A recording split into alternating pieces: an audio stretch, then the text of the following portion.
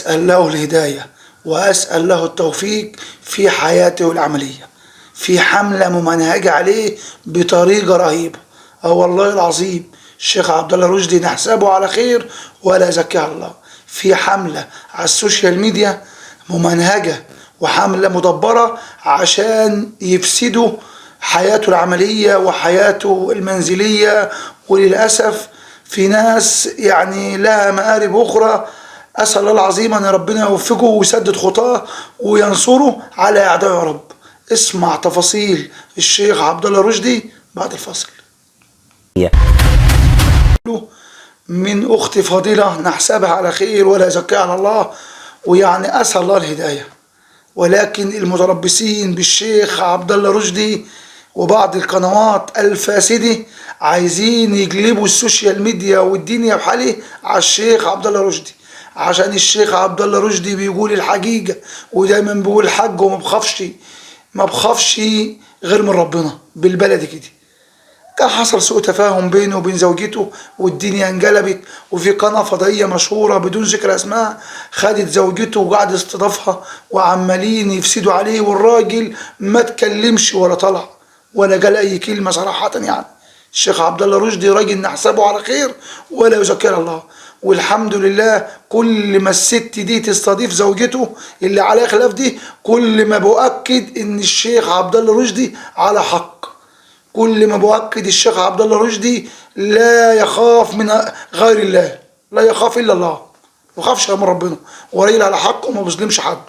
اسال الله الهدايه واسال لهم الهدايه والتوفيق، وربنا ينصر الشيخ عبد الله رشدي.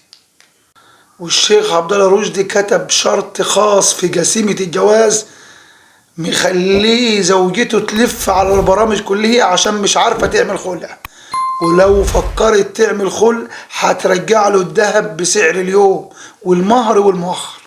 اسمع الكلمتين، الشيخ عبد الله رشدي طلع متزوج من غير جايمة ودافع مهر 50,000 جنيه زائد 51 جرام ذهب ومسجلهم في جسيمة الزواج. عشان كده الهانم مش راضية ترفع قضية خلع عشان هتكون ملزمة تردهم له، ولا هي ولا المحامية هيعرفوا يعملوا حاجة مع الشيخ عبد الله رشدي.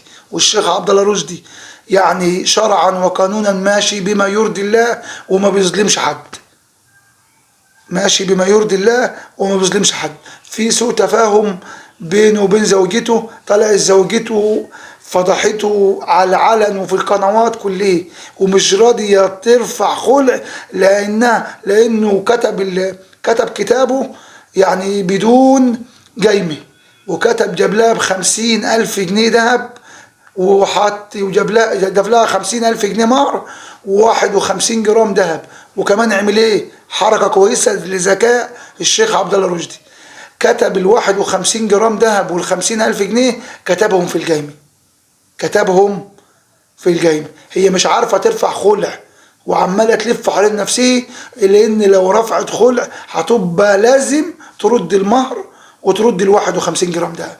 اسمع القصة واسمع الحنكة الممنهجة على الشيخ عبد الله رشدي والتلفيق عليه.